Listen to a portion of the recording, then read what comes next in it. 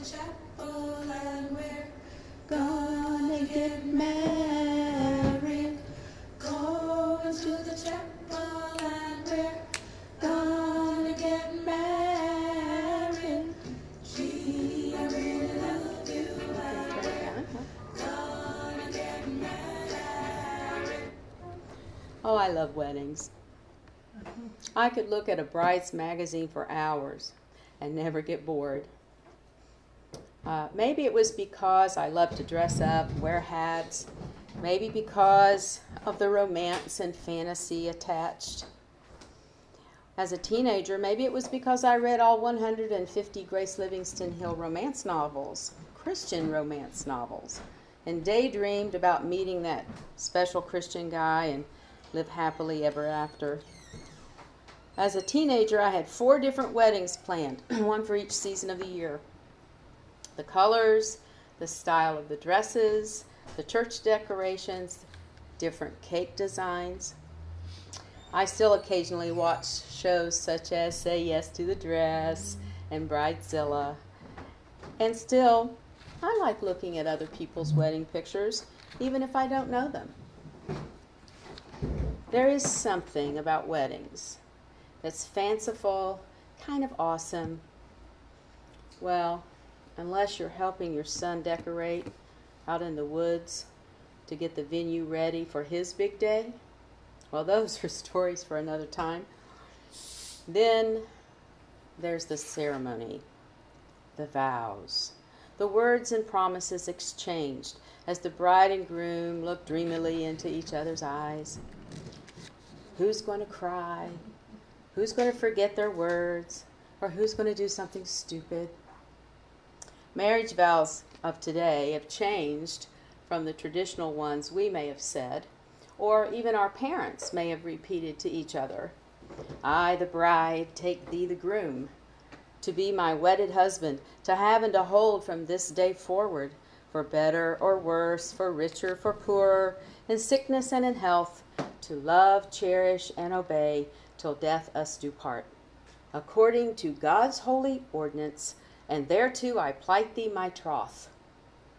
Nobody knows what that means, plight thee my troth. The groom leaves off the word obey when he says his vows, and nowadays, so do many brides. Well, prior to the vows, the pastor or the officiant asks each one, will you have this man, will you have this woman to be your husband, to live together in the covenant of marriage? Will you love her, comfort her, honor and keep him in sickness and in health, and forsaking all others, be faithful to him as long as you both shall live? You will, and he wills. So here we are at another beautiful wedding. The couple read vows to each other, vows they wrote. Aw, vows they wrote.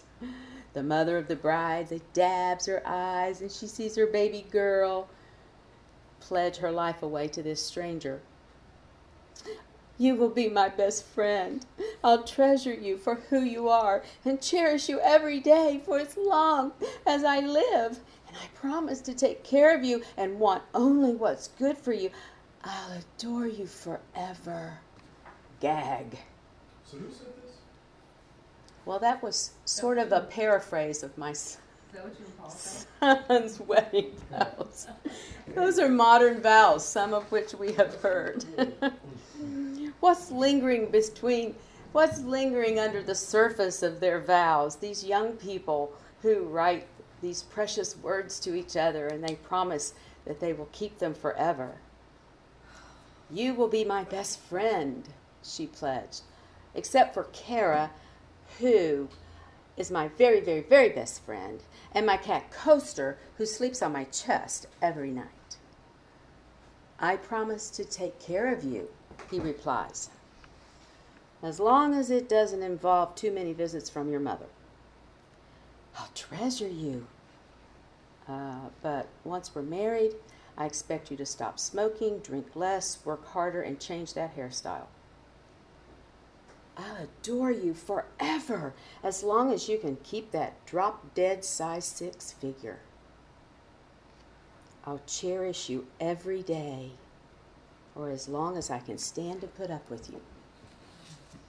This couple was lying at the altar, making up stories that they hoped would someday come true. Well, the truth of the matter is, more time and attention is invested in the wedding and the reception than in building the foundation upon which this forever relationship is to be built upon. First and foremost, marriage must be built on a foundation of truth. The wedding is a one-day event, a happening. Marriage doesn't happen to you. It happens through you. The words love, honor, and cherish should become the work of your marriage, not the chore of your marriage. Well, these commitments you make to each other, they live in the present tense. All too often, the color of the new couch the wife loves, or the love the new husband has for his favorite NFL team, is as intentional as their love for each other gets. Love is first a commitment wrapped up in intentional action. Intentional action.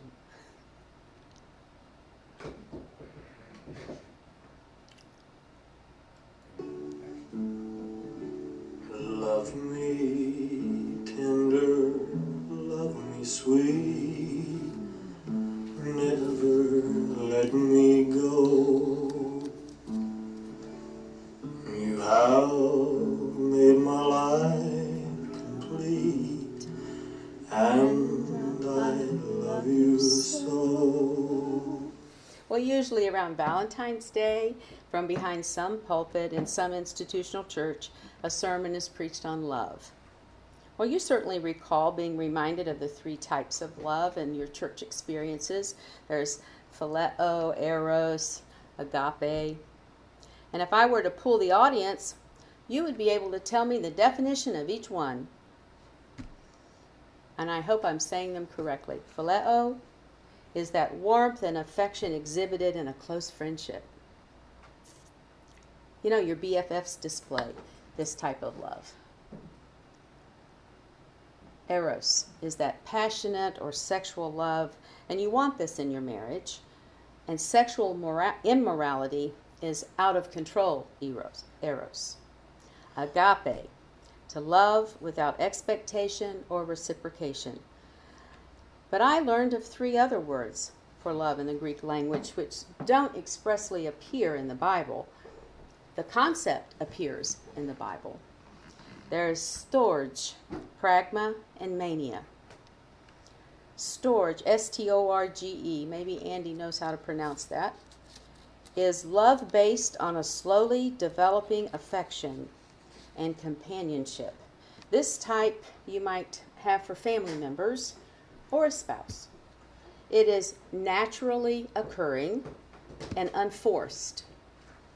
The stories of Noah, Jacob, Mary, Martha, and Lazarus are examples of that kind of love. Then we have mania. It's a love style characterized by obsession, jealousy, and great emotional intensity.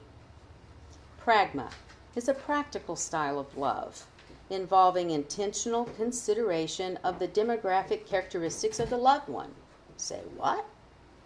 How can demographic characteristics be the basis of any kind of love? Well, throughout history, family and financial backgrounds have been a factor in marriage. If not the major factor in some. How many kingdoms have been saved, treaties made, lands enlarged through the institution of marriage? In any long-lasting marriage, all different types of love may be called into play. The ability to give and receive love is a trait that needs both elements for success, giving and receiving. One marriage partner can't do all of the giving, and the other one can't do all of the receiving. It is a reciprocal action. The giving of love involves more than just saying, I love you. The giving of love must be evident in tangible ways that can be identifiable and recognizable to both people. Behavior, actions, and attitudes convey love. Equally important is the ability to accept love from another. Love is action, it's behavior, attitudes, giving, receiving. So, just why did the two of you decide to get married in the first place?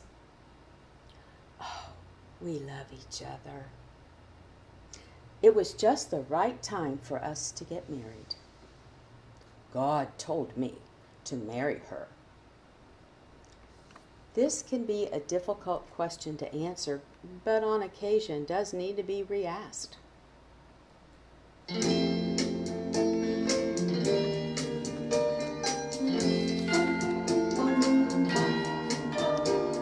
Cherish is a word I use to describe Don't these songs bring back memories? all the feeling that I have fighting here for you inside. I don't know how many times I wish that I could tell you. You don't know how many times I wish that I could hold you. Cherish. That's an action word. We say it in our vows. I promise to love, honor, and cherish. It's not wishing, it's not trying, it's doing. When you cherish each other, you're interested in meeting each other's needs. You're willing to ask for what you need with the expectation that your partner will truly want to meet that need. Not that with the expectation that your partner will meet that need, but that they will want to. Well, this goes in reverse as well. Your spouse should feel free to tell you what they need with the expectation that you will truly want to meet that need. First and foremost, we need to go beyond being aware of your partner's needs. Go beyond wanting to learn and know more about your partner. Make consistent, action-oriented efforts to learn and know more about your partner's needs. Not just to know more about your partner, but more about their needs. Marriage counselors agree that we have 5 areas of needs: emotional, physical, spiritual, social, and security. How well do you know your partner's needs in each of these areas? Can you name a specific need for each one? And can you name at least 3 action-packed ways you can address a need that your partner has? 3 action-packed ways to meet their physical needs, their spiritual, social, emotional, and security. Security has to do with financial, feeling safe and not always thinking you're going to be homeless.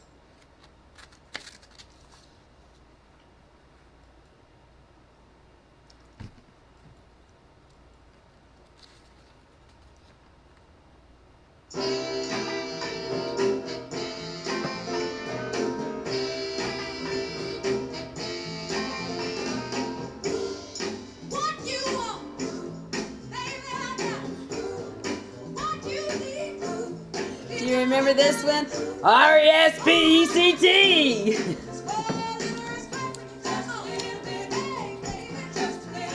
Just a little bit of respect.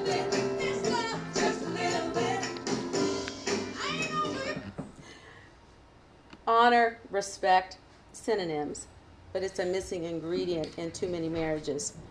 You are vowing 2 things when you say in your vows to honor your partner. First, you will see the person clearly for who he or she is, and secondly, you will respect that person. Well, often we project onto our partner what we would like for him or her to be. And then we work real hard to change them into that projection. You can't change your partner. You can't change your spouse. And you can't make changes for your spouse. you can only change you. You can start living a new way by making healthy personal changes. If you are able to change yourself, you are able to create a different lifestyle and environment in which your relationship can take place. Not if you can change him, not if you can change her, but if you're able to work on yourself, then you can create a different environment for your relationship to take place. If you are able to regain your own power and reclaim your right to dignity and respect, then your partner is going to be seriously affected.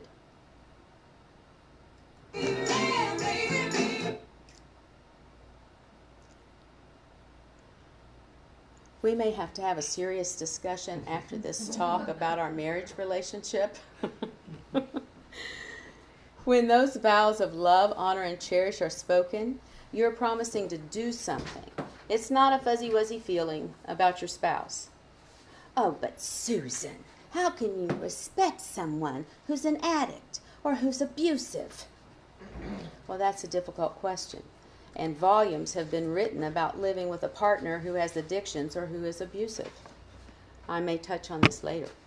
But I will share what I told my 3 sons when their father was still alive. When the 2 older boys were in their teenage years, it was very difficult to hide Wayne's indiscretions, especially when they were the ones coming home from school and finding him drunk, or when they would find the porn sites he had visited online. It was getting to a point where they were making jokes about his behavior, about his appearance, and talking to their father in a disrespectful tone. And this is what I told them. I remember I was standing right there at the window. Tim was on one side, Tim and Ben were on this side, and I was on the other, because I overheard them making crass comments about their dad. As long as you choose to live in this house, you will choose to respect your father. We don't like what he does, and we can't approve of his lifestyle, but we will respect the position God has placed him in as your father and my husband. We will respect him for those positions that God called him to fill. If you cannot follow this request, you can choose to live somewhere else. Now we all of us had a difficult time respecting him for what he did. I just told them we had to respect the position, at least, that God had put him in. 1 Corinthians 13 best describes respect and honor because it's closely connected to the whole idea of the law of love. But where there is a loss of respect, the door is open for verbal and emotional abuse, and that door swings both ways. Instead of the we stance, I want to take a she stance. So what does it mean to respect our husbands? You honor his choices, big and small, even if you don't agree with them. That was hard. It was hard to honor Wayne's choices. I really didn't respect his choices, but I allowed him to make those choices. You listen to him, and you have regard for his ideas and suggestions, family and work, even when you don't or can't agree with him. When I found out I was pregnant with Tim, it took a while for it to sink in. We had been married for 15 years and told we could not have children. And then lo and behold, I found out that I was 6 months pregnant. And I stopped off at the candy store and got a blue bubblegum cigar and a pink bubblegum cigar. And that's how I told Wayne that he was going to be a daddy. The next week, I went to the TV room where he was, sitting on the recliner. He was kind of in and out of reality and crying. And I go, well, what's wrong? And he says, I am going to teach our child. And at that time we did know he was going to be a boy. I want to teach my son. I will teach him well. I will teach him how to buy the best marijuana so that he doesn't get caught by the law. I will teach him the ropes so that he knows who to stay away from and which are the best ones to purchase. I kind of looked at him like, really? And I said, oh, that's very nice. And I walked out of the room. It could have been a wonderful opportunity for me to slice and dice him all over the place, preach a sermon, lay a line in the sand, and etc. But with the Lord's help, I decided not to. Respecting your husband means you don't tear him down. You might tear him down to his face, but at least you don't go out to your friends and tear him down. We were married 36 years, and a friend of mine stopped me in the hallway after his memorial service that we had. Wayne wanted to be cremated. He didn't want people marching by his casket and say, oh, he looks very good. Doesn't he look so good? So he didn't want that. So he, years before, requested to be cremated. And he says, what you do after that, if you want to have a little family service, fine, whatever. So for the sake of the boys and myself to have closure, we had a memorial service. And some of my teacher friends attended. And one lady, who also was at the time still dealing with an alcoholic husband, stopped me in the hallway with tears. And she said, Susan, I know how hard it was, because I had shared with her that, Wayne had a drinking problem. And she goes, but not once in all the years that I knew you did you say anything negative about him. It can be done. When he knows that you are on his side, he can relax and feel confident in himself. Disrespecting your husband's choices on a regular basis is like sticking him with little pins. Like one of those voodoo dolls. He doesn't want to get close to you because you are so prickly, because you just pick. And I was like that. Pick. And it was always, I was just trying to help. Well, I know better than he does, so I'm going to help him do it right. Unfortunately, helping in wife language often translates to controlling in husband language. Sometimes we get so used to correcting our husbands that we fail to notice how much we sound like a nag. So when we vow to respect our husband, we vow to see him as an intelligent adult and treat him as a capable man and not as a little child. FYI, demeaning words, nagging, constant criticism are all forms of verbal abuse. And we're so quick to say they do it to us. But I said the door swings both ways. There are times when we wives are verbally abusive as well. Some of you thought only husbands were guilty of being abusive.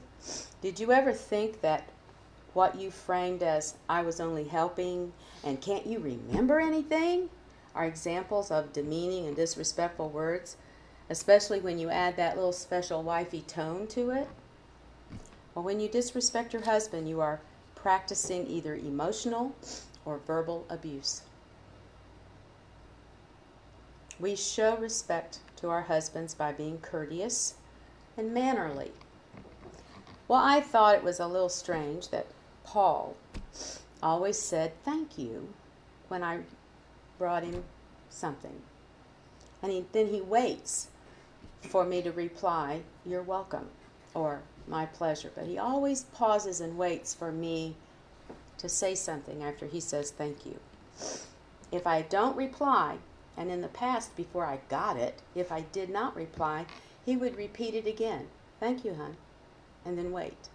Now, it took a couple of weeks after we were married for me to get it.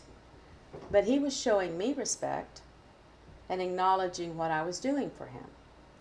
A reply in return reflects my appreciation for the acknowledgement. Now I try to remember to return a polite comment. Don't always remember, but I try now to some type of polite comment when he says thank you. We show respect when we express appreciation. Even appreciation for the little things as well as the big things. Often expressing gratitude for those small acts of kindness creates a desire in him to do more. The basic principles for honoring your husband are: honor voluntarily ceases to claim control of your husband. That was hard with Wayne. Honor respects your husband's thinking. That was hard because his thinking was all skewed. Honor receives his gifts graciously and expresses gratitude for him. And honor communicates what you want without trying to control him.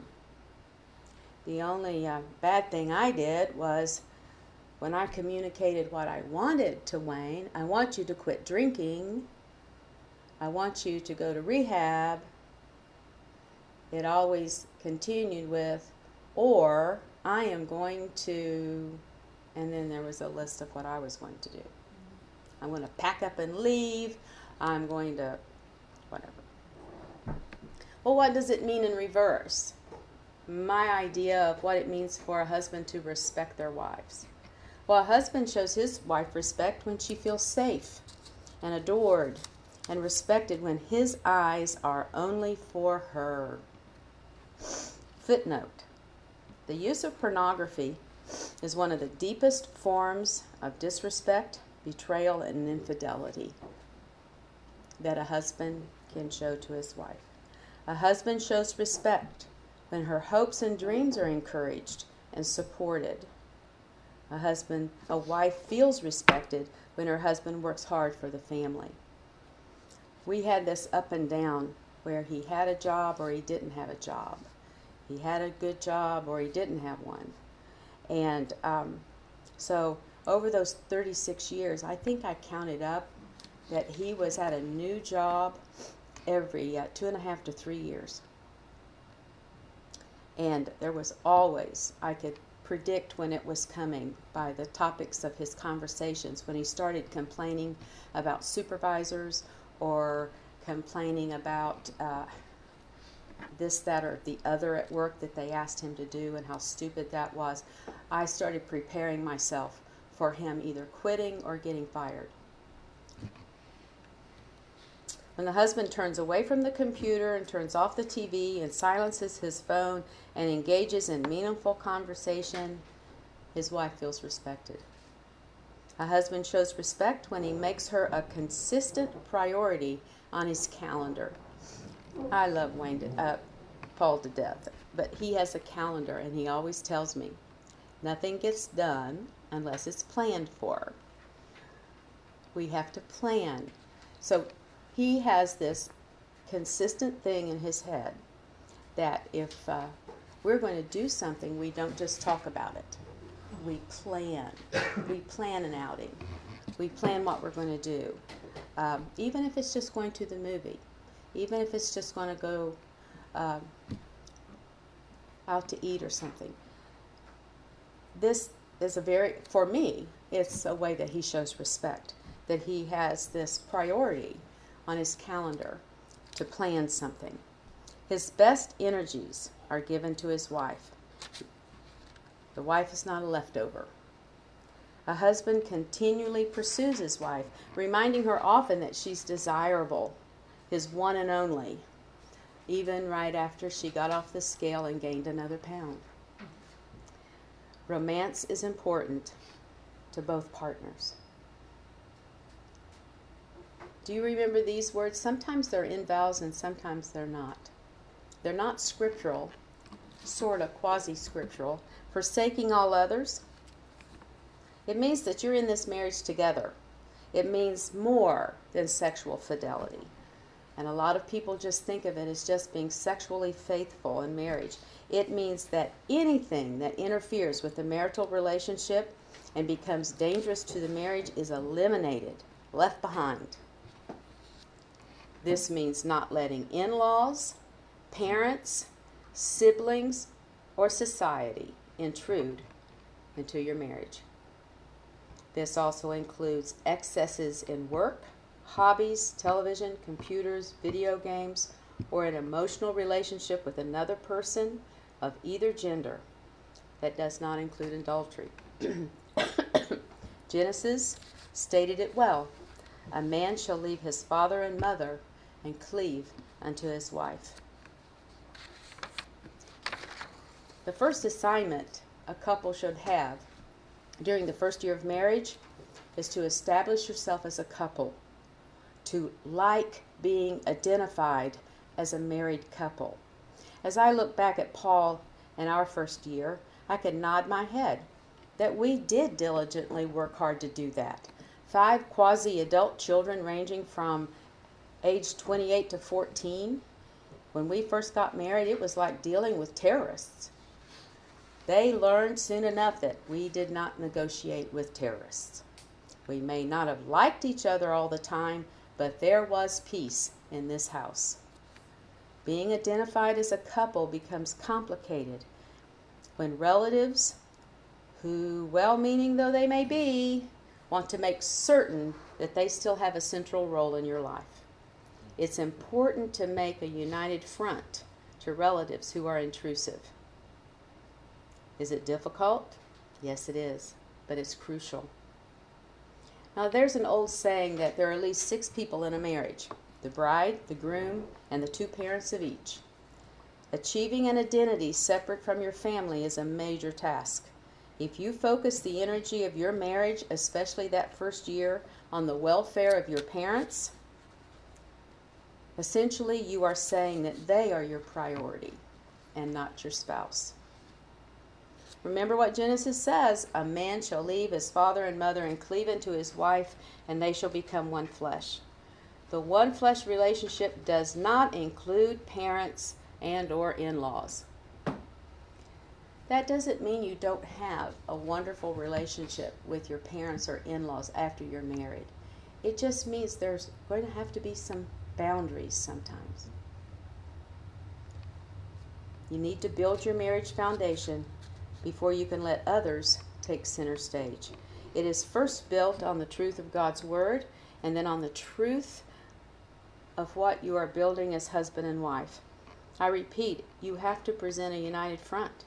You work together to not let family pressures come between the two of you. The key is to act as a couple. Only by your demonstrating your commitment to each other will others respect that commitment. You must make the message clear that your spouse comes first. Maybe you went through similar situations as this. They like to give advice, maybe even impose their advice. Did your parents or in-laws try to give advice? That's all well and good. They're your mentors now. They're allowed to give suggestions, but then impose their advice. If you don't do this, then we're taking you out of the will. If you don't do this, we're not coming over for Christmas. I hear what you're saying, you should reply, but we make decisions together. Your relatives talk about your spouse behind your spouse.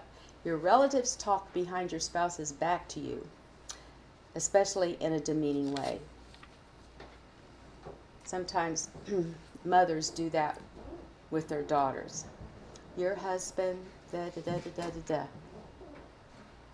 Well, the person you are berating is my husband. The person you are berating is my wife, and must be respected as such. I will not be party to you demeaning my spouse. tough. You might have some mad people at you. But if you cannot present yourself and identify yourself as a couple, unified, especially during those first couple of years of marriage, it will be difficult to do that later on. Extreme care must be taken in regard to church friends and church members. They can be expert wedge drivers because they seek to separate you from your spouse under the guise of mentoring and praying for you and Bible studies. Not that those are bad things, but you can see little red flags popping up in these types of relationships. I did. A sister in Christ or the pastor's wife invites you over, and voila, before you know it, it's gossip and husband bashing time. As long as the evening ends in prayer, your conscience is clear. Any talk about your husband should be done with him present, or at least with his permission. And this is apart from counseling. I fell into this trap when married to Wayne. Women with itching ears going from house to house as busybodies, all under the pretense of bearing one another's burdens.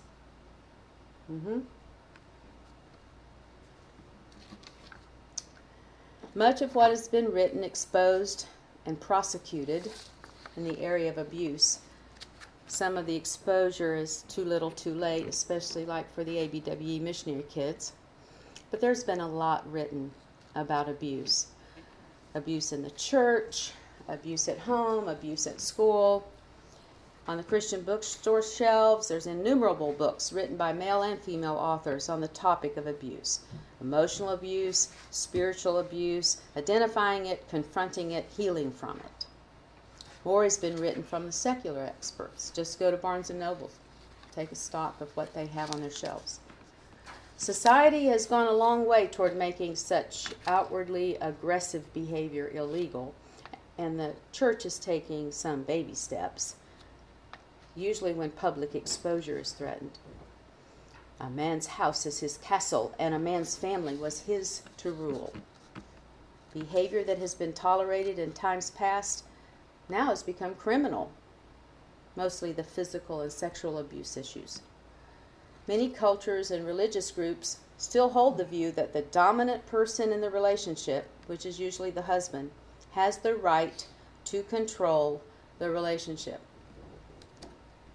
Now we are experiencing church pastors and elders taking the right to control marriage relationships through church-appointed marriage counseling and the infamous church discipline. In most of these relationships, there is a necessary component of authority that requires responsibility.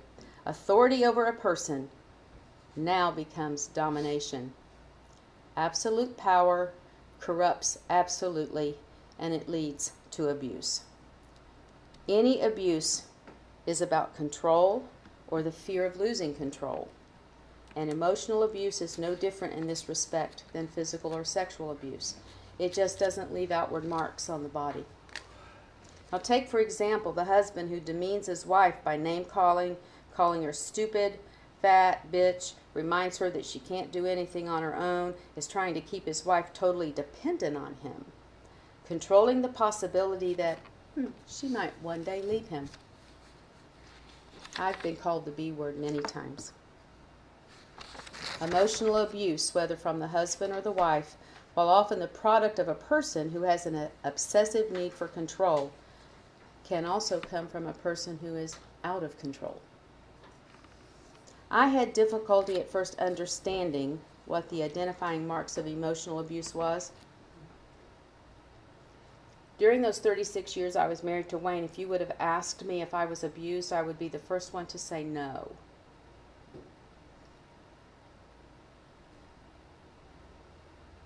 Because I didn't think I was. Lots of reading, lots of reflecting on personal experiences, and I think I'm getting a handle on some identifying traits of what's called emotional abuse. The list could change. Just check any book. You know, they have it in different order, different wording. But here are some examples. The overbearing opinion. The intensity of opinion overshadows everybody else. that person's opinion is the only one valid. What about living with the person who's always right? Been there, done that. The one who reserves the right to pronounce judgment on all actions on any given day and in any given mood. The one who uses words to crush the spirit of others, name-calling, nagging, criticizing, complaining. I can be guilty of some of that. I was guilty of some of that. The one who laughs at you, not with you, and encourages others to do the same. The great guilt giver. You know, the one who burdens others with false guilt for all of his or her own problems. The preacher. I was really good. I was really good at being the preacher. Long-winded sermons full of fire and brimstone for every occasion. The historian. I was good at this one. I had a photographic memory of all of the lapses. Photographic memory of every wrong he did. The silent treatment. Transmits volumes of negative thoughts without saying a word. You don't speak to them for days, or you just kind of, when they talk to you, you just kind of stare off, like, when are you going to be done, type of thing. It's volumes, it speaks volumes. The truth of the matter is, nothing you say can ensure that the other person will get it or respond the way you want. There is nothing you can say that will ensure that the other person will get it. You may never exceed the threshold of deafness.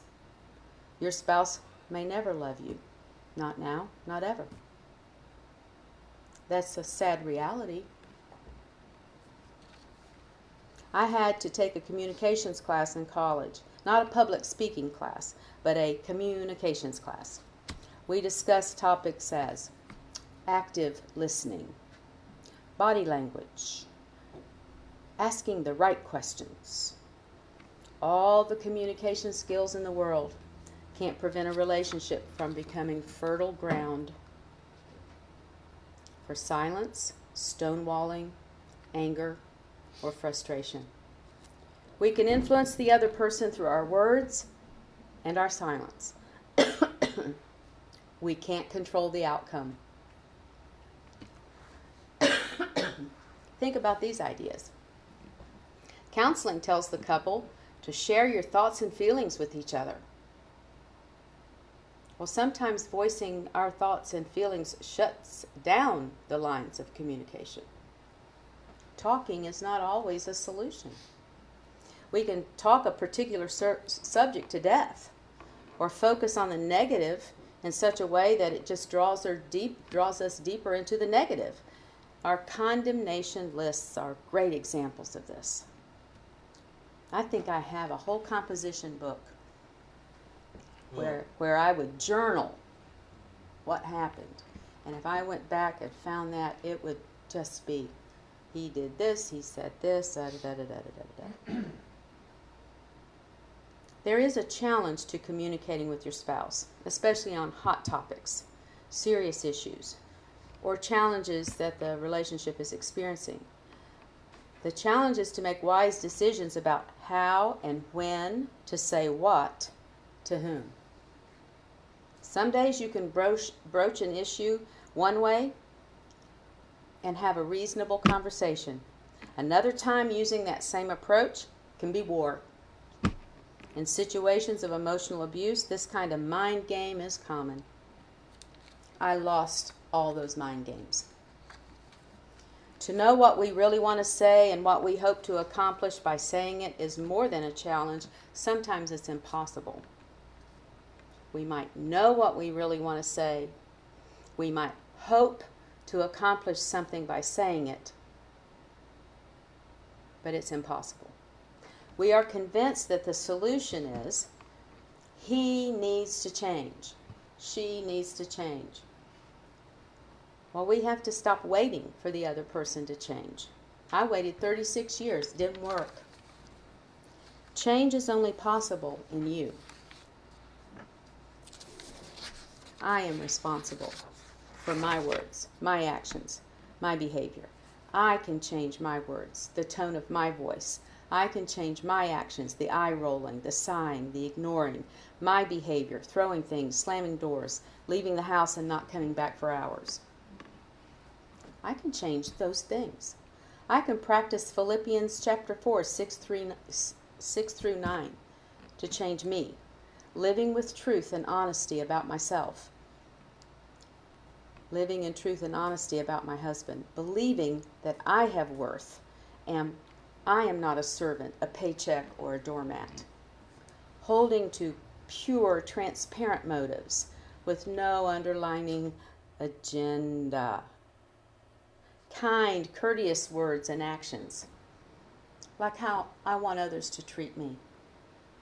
I am confident that because of my family relationship made possible by the new birth, God is my Father, Christ is my brother, I have siblings in the faith, I have confidence in the support to be an overcomer and more than a conqueror. But it must be about the changes in me, not me making someone else change to fit my requirements.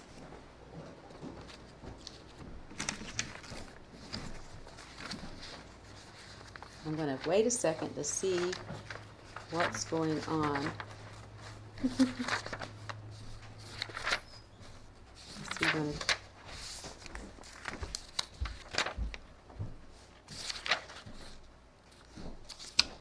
Oh, we're good. okay, For some reason, it was, the only thing it affected was the backup. okay.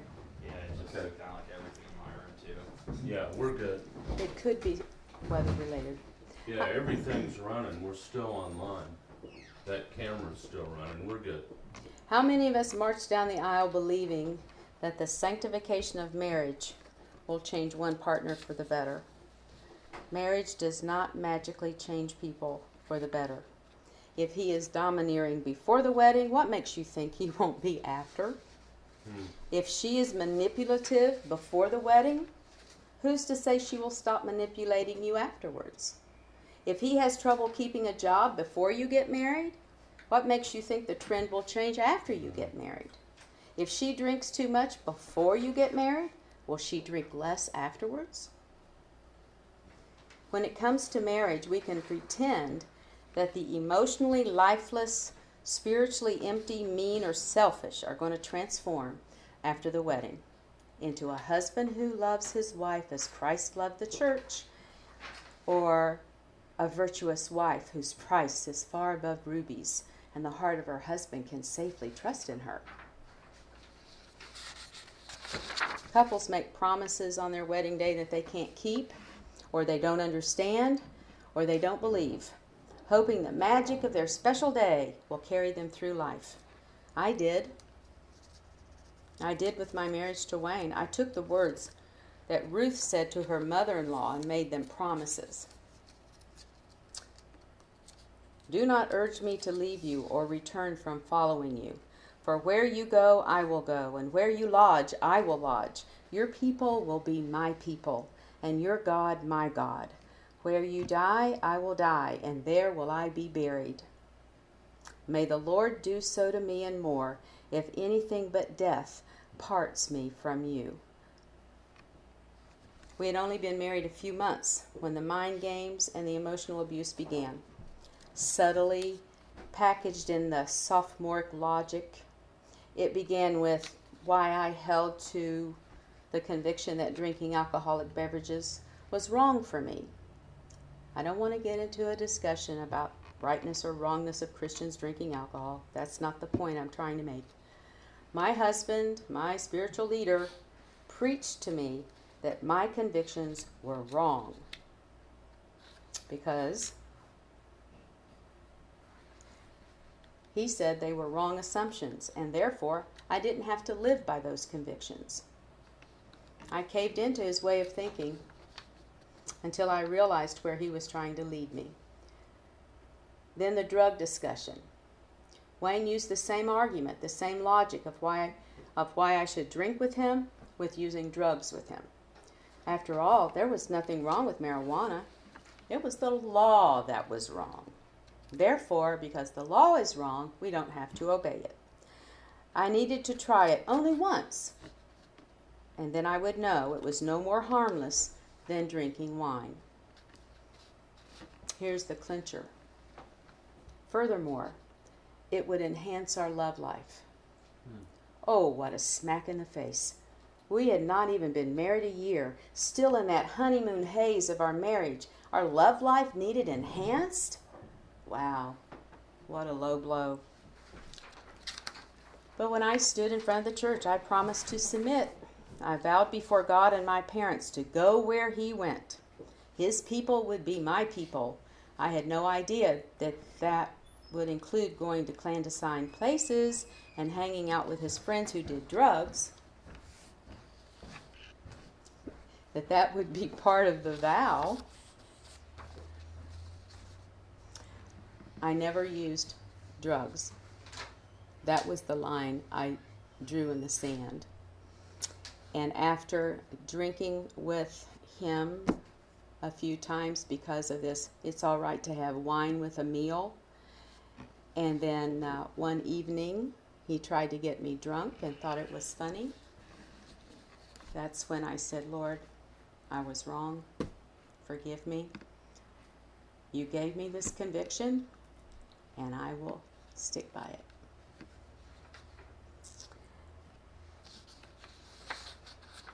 I wasn't very welcome at his friends after a couple of times because I was kind of boring.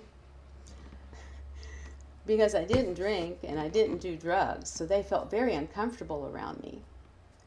And I would bring up the Lord, and where do you go to church? And I teach at Xenia Christian. Well, that's like cold water. So after one time at one friend's place and one time at another, they asked Wayne to come alone from then on. Deal breakers. Questions one can ask a mentor or a counselor. How do I deal with drug abuse and alcohol abuse? It's a deal breaker. Absolute, drop dead, zero tolerance deal breaker. Drugs and alcohol are substances that, if abused, create an altered state of consciousness. When you're trying to live with a drug or an alcohol-controlled partner, you are dealing with the drug or the alcohol. He or she has given up the dignity of conscious choice and is now a passenger on a runaway train that will run over you if you stand in the way. My boys and I were run over more than one time. Wayne, who was addicted to drugs and alcohol, was not the person I thought he was or the person I wanted him to be. The addiction changed him, suspended his logic, inverted his values and integrity. Lots of people told me to keep forgiving, and many times I did. But after a while, I couldn't trust the repentance. It wouldn't last more than 24 hours. When someone destroys your life, when somebody destroys your life, doesn't give back one scintilla of your life? Although I tried to force treatment upon him, and 3 times he did go to rehab. Reason? Because he was arrested for a DUI, and if he was in rehab, it looked good on the judge and he would get a reduced sentence. And bingo, it worked. Judge looked down, saw he'd been in rehab for 2 weeks, thought he was a serious person, and reduced his sentence to a month of weekends in jail. He was enslaved to his passions. We had to love at a distance, but the one important thing I did not do was take the boys and leave. Why? Because the pastor's counsel was, quit your teaching position, be a stay-at-home wife and mother, and he will change. Because the reason he's doing this is because you work outside the home. I held on to the hope that staying true to my covenant of marriage would change him. I happen to believe that If I had had the courage to pack up and leave with his first DUI, he might have counted the cost and truly remained sober. But I didn't give him the chance to do that. I kept staying and staying and staying. He knew I wouldn't do it. He had a safe haven to return to every time. So what about physical abuse? That's a deal breaker. Only one time was he physically abusive to me, but Tim and Ben was on the receiving end. He drew a knife on Tim because Tim couldn't keep the Christmas tree straight. He ripped shirts off of Ben and shoved him against the wall, calling him obscene names like "you sack of shit." And another time he attempted to strangle Ben. The boys tried to keep everything from me because they were afraid that Wayne would do something to me if he found out that they had told. And like a foolish woman, I stayed. So what about God in our relationship? There are these tremendous victories claimed in the name of God. And there's also damage and destruction justified by hypocrites claiming God's endorsement and power. This is not God's fault. It's ours. I never got off the roller coaster ride. I needed to get on flat ground so I could take a rational, objective look at things. Then perhaps I would have made different decisions. But one thing I do know, I did not save our marriage by being sacrificial. I gave up hopes and dreams, my dignity and my spirit to try to make the relationship work. To do that and get zero in return is not victory, and it's not progress. The Bible says that we are called to peace. We are not called to suffer.